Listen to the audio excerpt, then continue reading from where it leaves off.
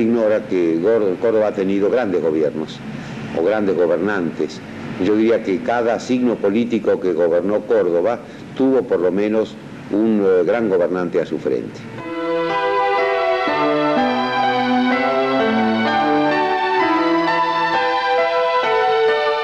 Desde su mismo nacimiento, merced al espíritu rebelde de Cabrera, Córdoba ha sido signo de contradicción frente a los intereses metropolitanos. En cierto modo, además, esta provincia mediterránea, acaso por su ubicación, lugar de paso obligado, ha sintetizado las distintas expresiones políticas del país. Así, frente a los sucesos de mayo de 1810, Córdoba cobijó dos reacciones contrarias, pero igualmente apasionadas. Un grupo de contrarrevolucionarios, entre ellos Santiago de Liniers, inició un levantamiento y terminó fusilado en Cabeza de Tigre. De entre quienes apoyaban la revolución, en cambio, el deán Gregorio Funes fue quien mejor representó en Buenos Aires los intereses provincianos. Ya desde aquellas reacciones se podría seguir la historia política del país a través de la historia de Córdoba. Una y otra están pobladas de hombres y de hechos que les son comunes y representan acabadamente largas etapas de la vida de la nación. Así, Juan Bautista Bustos y su contrapartida, el general José María Paz, son símbolos del tiempo en que las provincias autónomas buscaban ser un país. Y el gobernador Manuel López lo es del rosismo, y Dalmacio Vélez Arfiel, Santiago Derqui y Mariano Fragueiro, hombres de Córdoba en la organización nacional.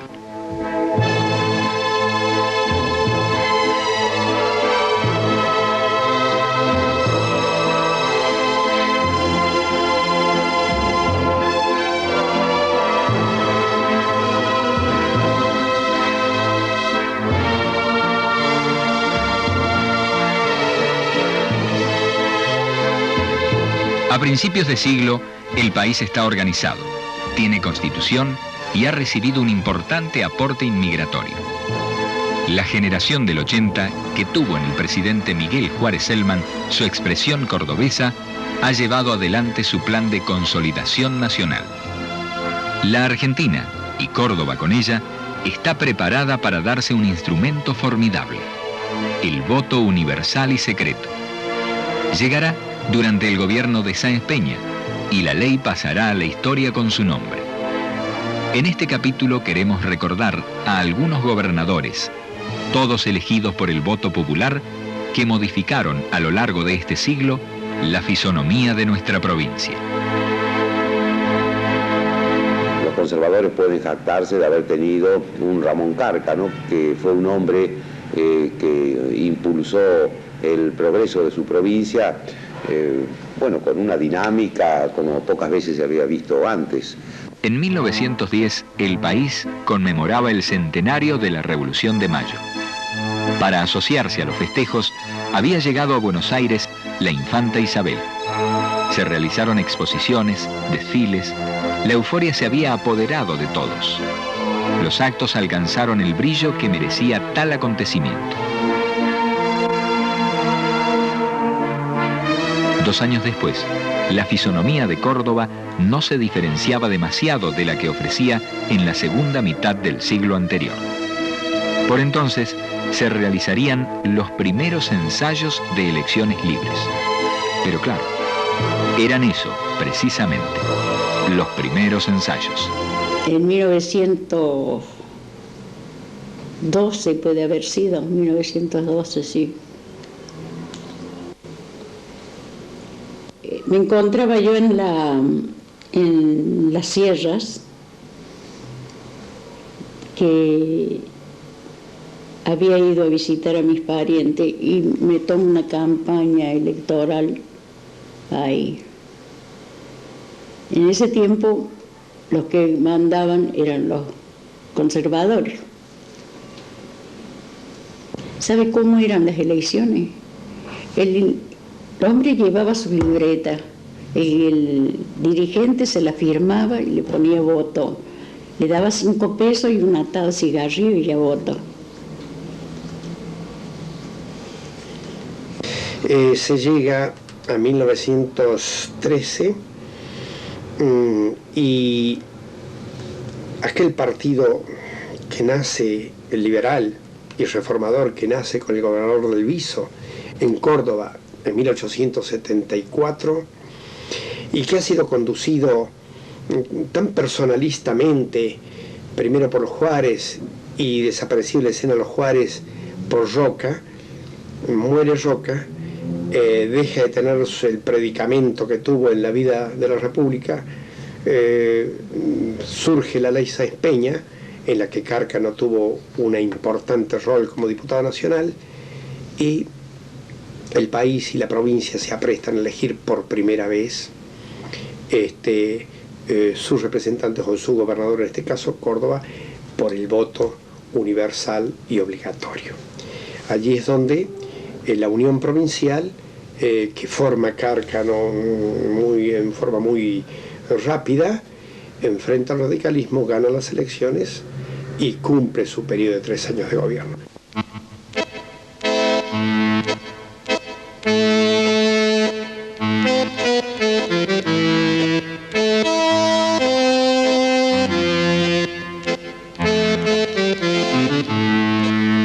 Ramón Cárcano fue gobernador de Córdoba en 2 oportunidades, entre 1913 y 1916, y desde 1925 hasta 1928. Con su administración progresista, comenzó a modificar la provincia. Entre otras obras de infraestructura, se planteó el desarrollo de una extensa red caminera. Durante su primer periodo de gobierno, realizó el viejo camino de las Altas Cumbres, que une Córdoba con Villa Dolores.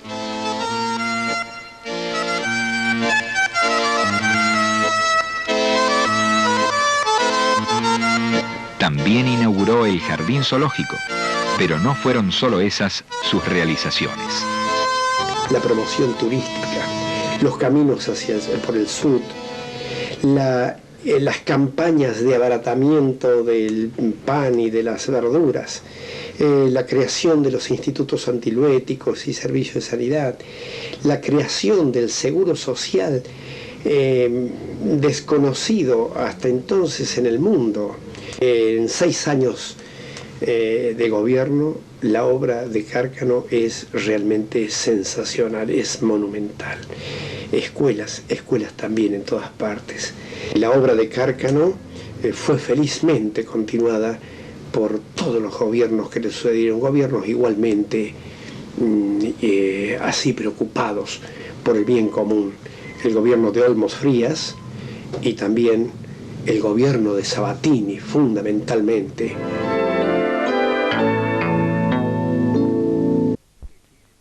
El país sentía los efectos de la crisis económica mundial que había hecho eclosión el año anterior.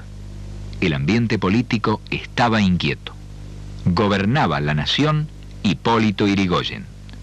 La crisis institucional se profundizó con la renuncia del ministro de Guerra, quien no pudo convencer al presidente de la inminente sublevación del ejército. Se declaró el estado de sitio, pero eso no detuvo al general José Félix Uriburu, que el 6 de septiembre encabezó el primer golpe de Estado en la Argentina e inició uno de los períodos más oscuros de la historia del país. Muchos dirigentes del radicalismo se exiliaron, otros fueron encarcelados. Sin embargo, esa fuerza política ganó las elecciones realizadas en 1931 en Buenos Aires, que de todos modos fueron anuladas.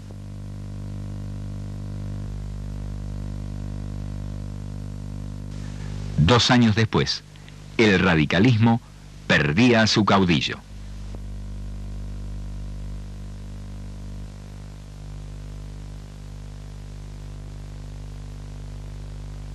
El año 34 y 35 ya agarra la rienda el doctor Amadeo Sabatini y gana las elecciones el año 35 acá en Córdoba, a fuerza de sacrificio, porque en parte no los dejaron ni votar, como ser en Pichana, que sacaban 0. Después para hablar en la Plaza de Mercedes, que no dejaron votar a nadie, porque no dejaron votar a nadie. El gobierno del doctor Amadeo Sabatini fue ejercido durante toda la dictadura del gobierno del general Justo. Fue unas elecciones memorables entre el doctor Sabatini y Aguirre Cámara, que era el candidato demócrata.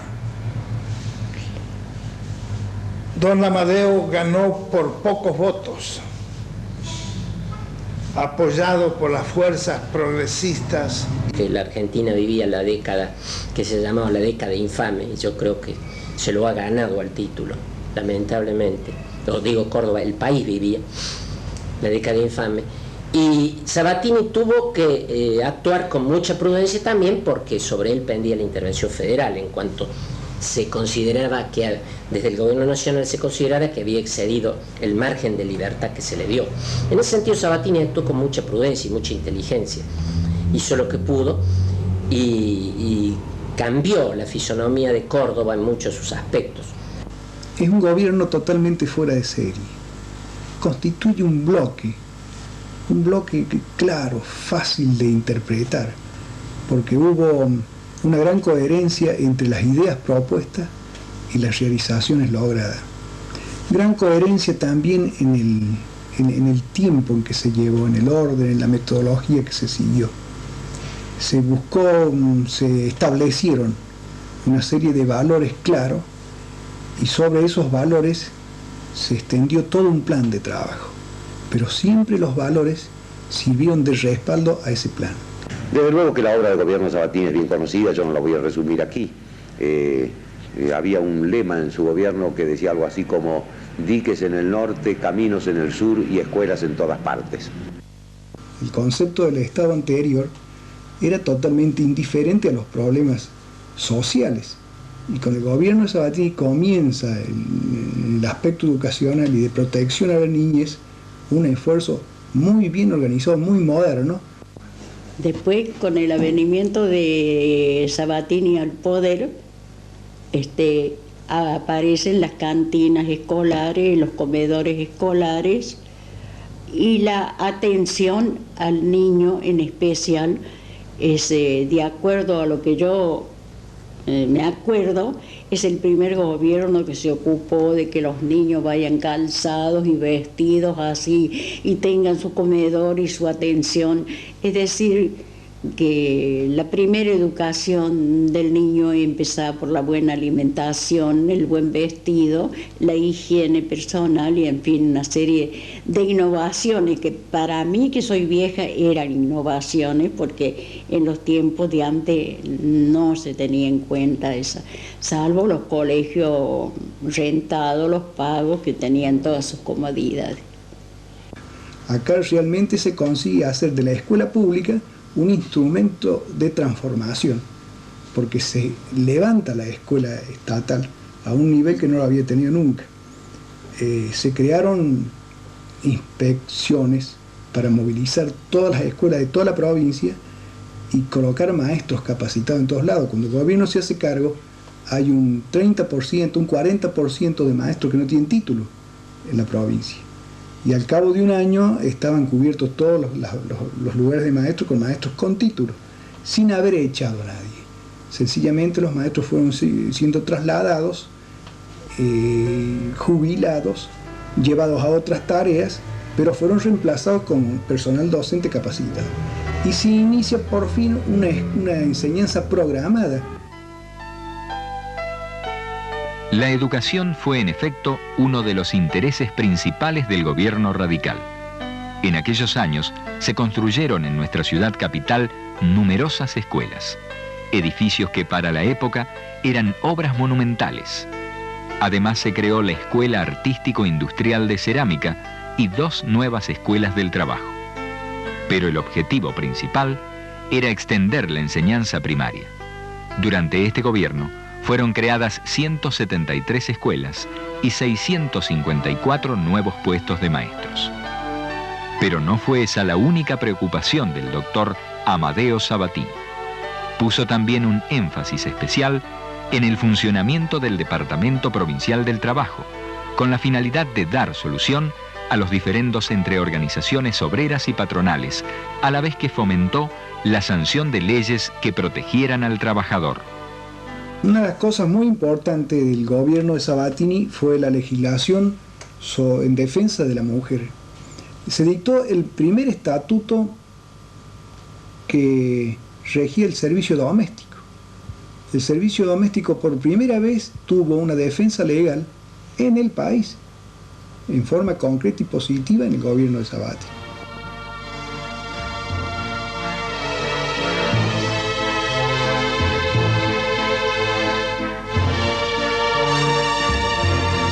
Paralelamente al interés social de su gobierno, Amadeo Sabatini se preocupó por mejorar la infraestructura provincial.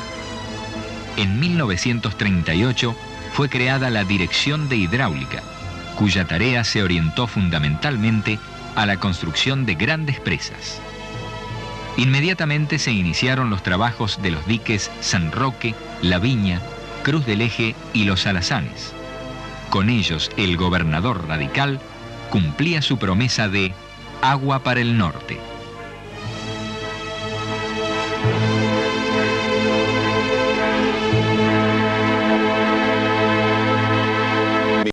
Me ha colocado en contacto con la menor madre. Y nada más digna de respeto y de consideración.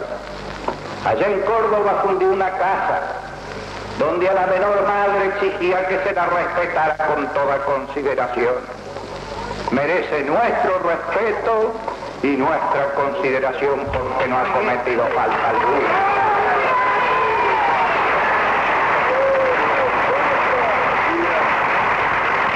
Como esa, se podrían enumerar otras obras. Se proyectaron y se hicieron los grandes hospitales regionales del interior de la provincia, las rutas pavimentadas al Río Cuarto y a la Bulaye, todas obras públicas que se hicieron con recursos naturales del presupuesto de la provincia.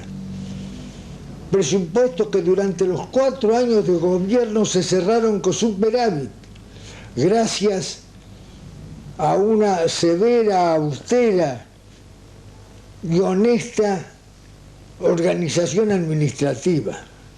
Pero además de eso, Sabatini lo que dio fue la sensación del verdadero republicano, del verdadero gobernante republicano al servicio de su pueblo, con una gran austeridad personal, con una gran vocación del servicio personal. A mí me contaba uno de sus funcionarios, el doctor Arturo Zanichelli, que fue jefe del Departamento Provincial del Trabajo, que los funcionarios que trabajaban al lado de Sabatini hacían una vida como de monjes. Los obligaba a Sabatini a un tipo de vida así, estar en sus oficinas desde muy temprano en la mañana, veía mal a aquel funcionario, por joven que fuera, que se permitía algún desliz de los que en esa época eran considerados como pecaminosos, ir a un cabaret, por ejemplo, ¿no?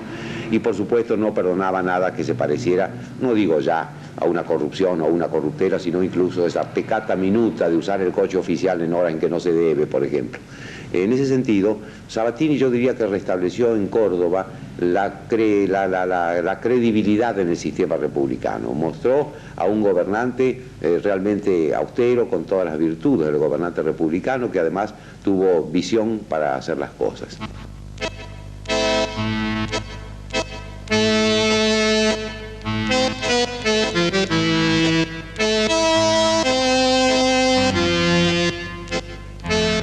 Córdoba era provincia profundamente democrática en tiempos en que en el resto del país se desconocía la voluntad popular. Cuando ahora, a la distancia, analizamos esta etapa de nuestra historia, no podemos dejar de asombrarnos por ese hecho. Yo creo que en aquella época se consideró que era necesario que los radicales tuvieran alguna provincia para que no se plegaran a un golpe revolucionario. Entonces, si le daban Córdoba, tenían contento un sector del radicalismo que estaba muy bien organizado. Sabatini creo que es el hombre que ha organizado el radicalismo de Córdoba. En Córdoba era un gobierno valiente, enfrentado al gobierno nacional, que no se atrevió a intervenirlo, porque el mismo Justo decía que cómo iba a intervenir si era la única provincia democrática del país. De manera que hubiera sido muy difícil luchar contra Sabatini en medio de un escándalo de corrupción como el que había en la época, frente a la imagen de honestidad que dio Sabatini. Al doctor Sabatini le sucedió otro gobernador radical, el doctor Santiago del Castillo, quien durante su administración continuó con la misma línea de gobierno, pero no pudo terminar su mandato. Aduciendo el objetivo de garantizar comicios libres y en contra del fraude que imperaba en el país desde 1930, el general Rawson tomó la Casa Rosada. 3 días después, el 7 de junio de 1943, asumía la presidencia de la Nación el general Pedro Pablo Ramírez. Mientras en Córdoba se sucedían las intervenciones, en el país, Juan Domingo Perón iniciaba su carrera política. Había adquirido notoriedad desde el Departamento Nacional del Trabajo primero y la Secretaría de Trabajo y Previsión después. Posteriormente sería designado ministro de Guerra y vicepresidente de la Nación. En 1945 se había formado ya a su alrededor una nueva fuerza política. Después vendrían los acontecimientos del 17 de octubre. Aunque no tuvo la misma magnitud que en Buenos Aires, ese día en Córdoba, un gran número de trabajadores recorrió las calles vivando el nombre de Perón. Al día siguiente se declaró paro general. Hubo destrozos en comercios, diarios y otras instituciones. En 1946, finalmente llegaron las elecciones. Perón fue presidente de la Nación. El gobierno de Argentino Auster, primer mandatario peronista de Córdoba, duró poco más de un año. Terminó cuando el Ejecutivo Nacional dispuso por decreto la intervención federal. En 1948 se realizaron nuevas elecciones. El nuevo gobernador de Córdoba fue un militar en actividad, el brigadier Juan Ignacio San Martín. El brigadier San Martín es también uno de los grandes gobernantes que ha tenido la provincia. Y su perfil más destacado hay que adjudicárselo a su obra de erradicación de industrias en Córdoba. Bueno, yo creo que el desarrollo industrial de la provincia de Córdoba, o de la ciudad de Córdoba, reconoce varios factores, pero evidentemente hay uno que es el principal de todos, que es el origen, y eso se llama Fábrica Militar de Aviones. En 1944 es nombrado director de la fábrica el brigadier San Martín. Y, por supuesto, de común acuerdo con el gobierno nacional y con las autoridades militares de aquella época, aclaro que la Fuerza Aérea no existía, era una rama del ejército, y con el apoyo del gobierno nacional se decide impulsar la fabricación local de aviones y de motores de concepción propia, de proyecto propio. Esto era una consecuencia de la guerra europea, la cual todavía estaba en ese momento, duró hasta el 45, hace que nosotros no podamos recibir más materiales del extranjero. Por consiguiente hay que diseñar aviones y hacer los motores con los elementos que se disponían en el país. Este impulso, que significa captar nuevo elemento humano, significa aumentar la dotación del personal de la fábrica, significa arreglarse con las herramientas y las máquinas que había en aquel momento, utilizando materiales nacionales, hace que, y además con el específico propósito de la colaboración de la industria privada, hace que comience un desarrollo totalmente inusitado en Córdoba.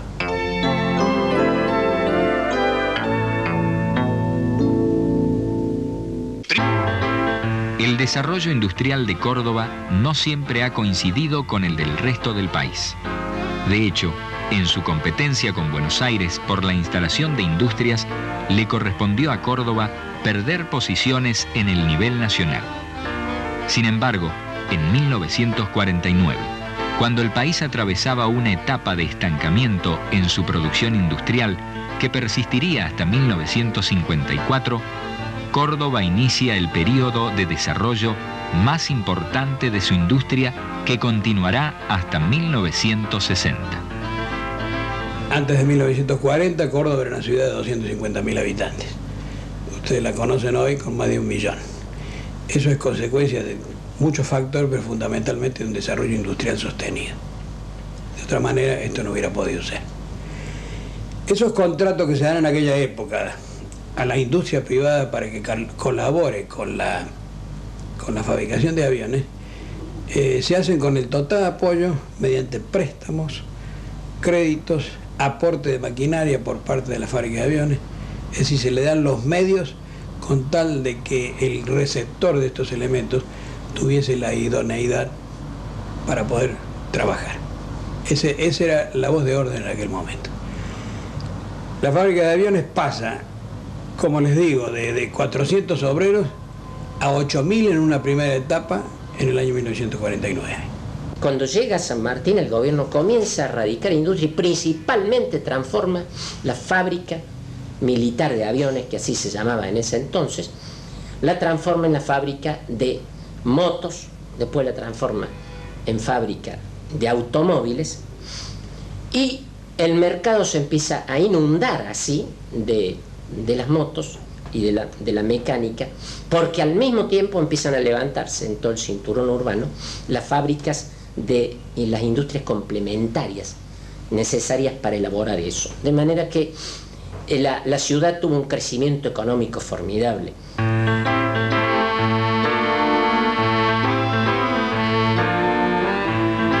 La obra de gobierno del brigadier San Martín no se limitó a dar impulso a la industria. Durante su gestión, la provincia donó los terrenos donde comenzaron a edificarse los pabellones de la ciudad universitaria.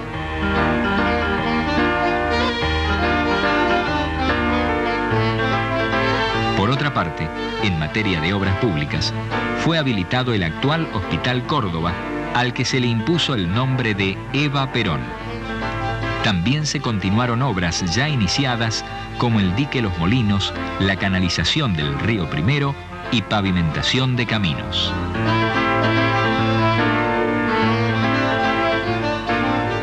Impulsa dos factores que ayudan también a este proceso de desarrollo industrial. Uno es la energía eléctrica, contribuyendo mediante obras de la provincia y acuerdos con la nación a completar y a ampliar la infraestructura eléctrica, a fin de que no hubiese dificultades en la obtención de la misma, que es básico para el desarrollo industrial.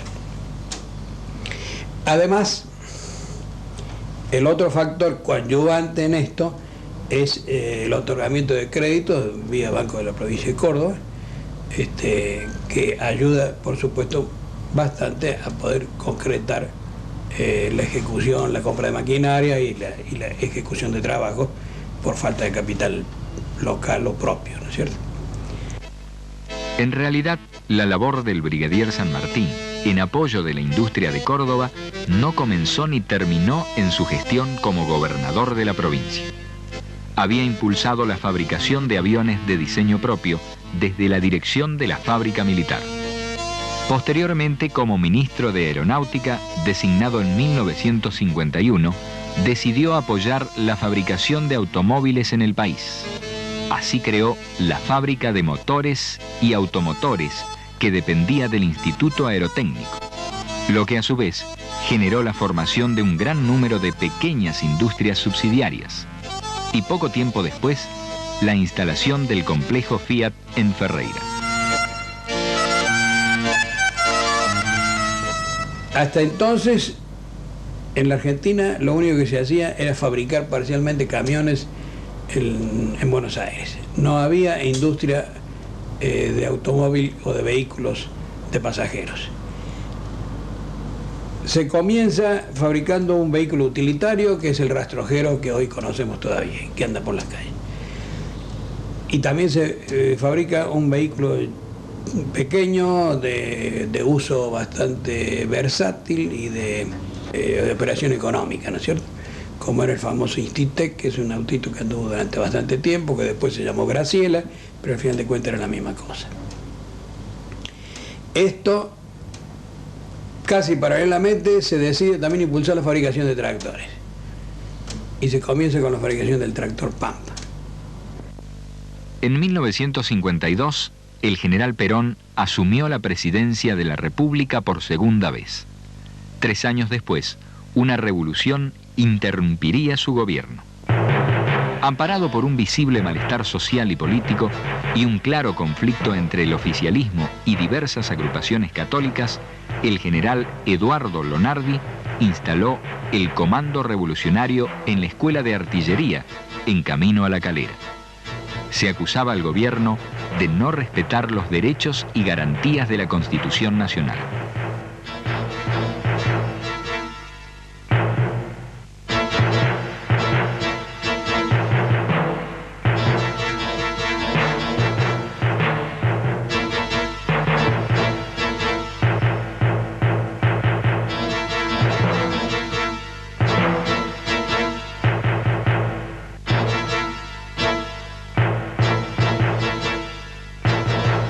El general Perón se alejó del gobierno.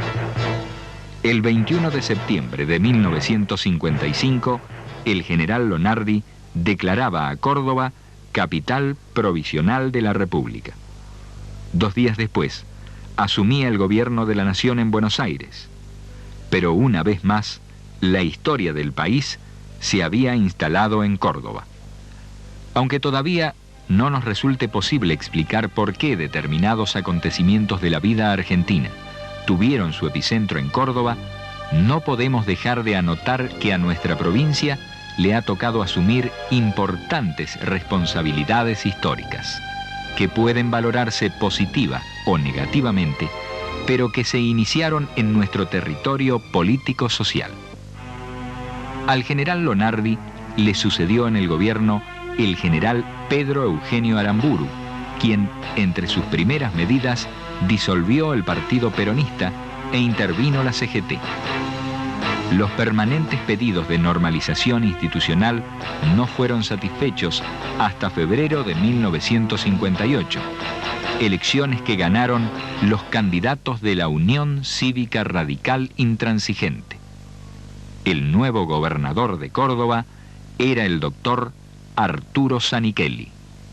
Zanichelli ha sido un gobernante realmente extraordinario y un político de un instinto político notable, agudo, un psicólogo, era para conocer el que tenía a su lado o el que tenía a su frente, era un estratega de la política, todo lo planeaba. Sí, llegó a la presidencia de la Nación como candidato de la Unión Cívica Radical Intransigente tras lograr un acuerdo que le permitió contar con los votos peronistas. El mismo acuerdo posibilitó que Arturo Zanichelli accediera a la gobernación de Córdoba, relegando a los candidatos de la Unión Cívica Radical del Pueblo. Llegó al gobierno de Córdoba en momentos en que se abría en el país una etapa de expectativa y casi, mejor diríamos, de esperanza nacional. La proclama del desarrollo como doctrina y programa lanzada por el doctor Arturo Frondizi había creado una atmósfera de confianza y de entusiasmo. De esa corriente surgió el nombre de Arturo Zanichelli. Ganó las elecciones con amplitud. Durante el gobierno de Arturo Zanichelli se inició la construcción de 2 grandes centrales hidroeléctricas, la de Pilar y la denominada de Anfunes, en la ciudad capital. Formaban parte de un amplio plan de electrificación provincial. Se buscó dar respuesta a la demanda de energía que había provocado el sostenido crecimiento de la industria, sector que continuó creciendo durante estos años. Y puso en marcha un plan concebido sobre 4 líneas fundamentales: energía, petroquímica, siderurgia y caminos y transportes. Este era el plan nacional del gobierno del doctor Frondizi, adaptado en cuanto lo permitían las posibilidades locales a la provincia de Córdoba. Tanto es así que la obra de Zanichelli reconoce, entre otras iniciativas, 2 de principal gravitación: energía y organización y equipamiento del agro. Pero la situación política era inquietante. A nivel nacional empezaban a aparecer crisis militares, en medio de fuertes críticas de la oposición, en la que ahora también estaba el peronismo. En Córdoba se reflejaba esa inquietud. En febrero de 1960, bombas colocadas en una planta almacenadora de combustibles hicieron estallar varios depósitos. Murieron 13 personas. Comenzaba la violencia en el país. Y comenzaron también las desinteligencias entre el gobierno nacional y el doctor Zanichelli, firme en su defensa de la autonomía provincial. El gobernador comprendía la profundidad de la crisis. Por otra parte, se ha promovido mi juicio político ante la honorable Cámara de Diputados. Ante ella y en su oportunidad responderé de mis actos.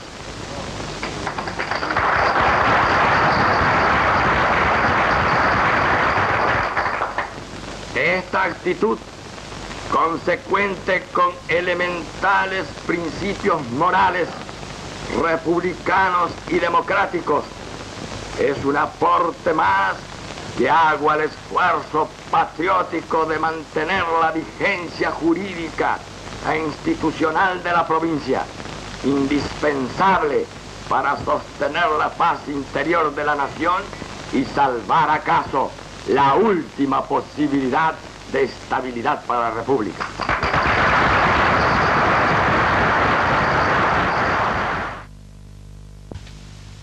Poco tiempo después, en junio de 1960, la provincia era intervenida. En marzo de 1962 fue depuesto el gobierno nacional. Otra interferencia militar en las instituciones del país.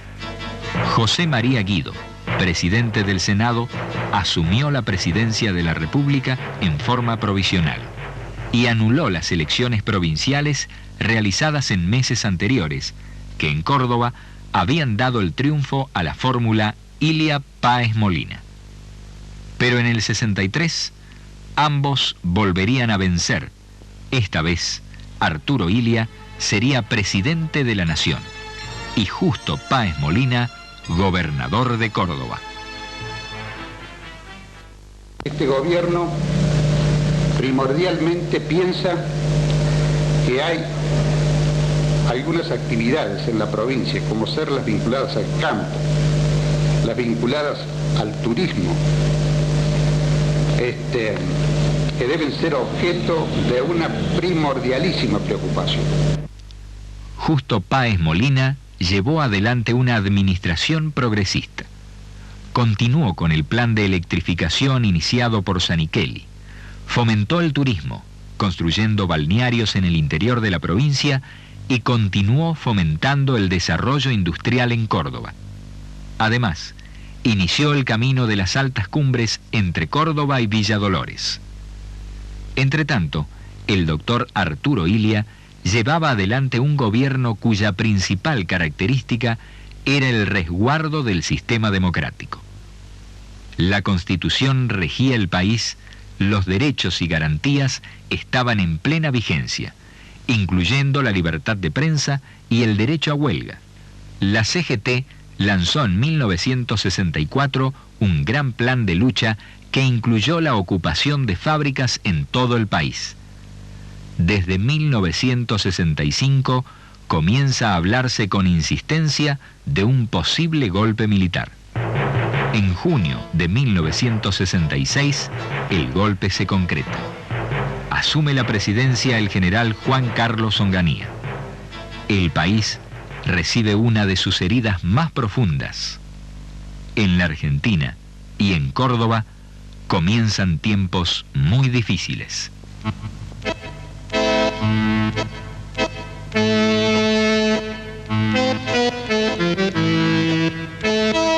Cuando los cordobeses miramos hacia un atrás no tan remoto, pero ya sedimentado en nuestras calles, en nuestros campos, en nuestras leyes, en nuestras instituciones, tenemos todavía muchas cuestiones sin explicarnos.